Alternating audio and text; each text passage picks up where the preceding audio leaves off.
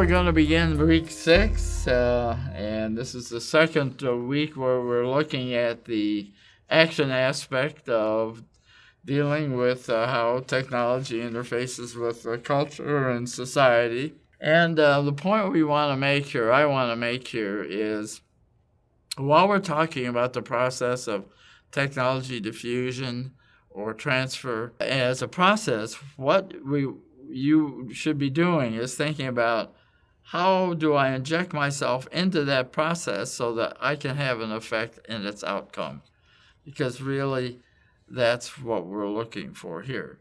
Now there's other ways to bring about change, what we'll talk about, but I just thought that it would be interesting to look at the process of technology development, design, then look at the tech transfer process itself and realize how all that relates to the diffusion or adoption curve that we looked at last week. And that you may remember, it's a curve that tends to go, if this is percent of people or organizations that have absorbed the technology, it tends to go like this.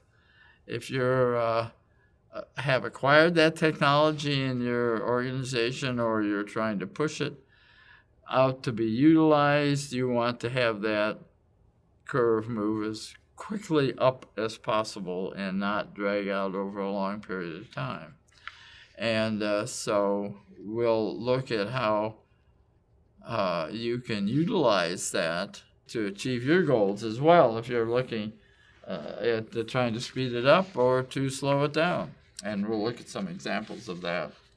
So keep in mind, the main thing you want to look at here is, okay, I see how technology is diffused. I understand there's this kind of process that there are people like gatekeepers and stakeholders and early adopters.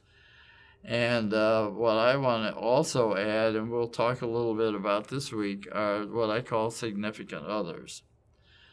So how do you inject yourself into the network to bring about the change that you're looking for? That's what you should be doing. So next time we get together, we'll start out on that.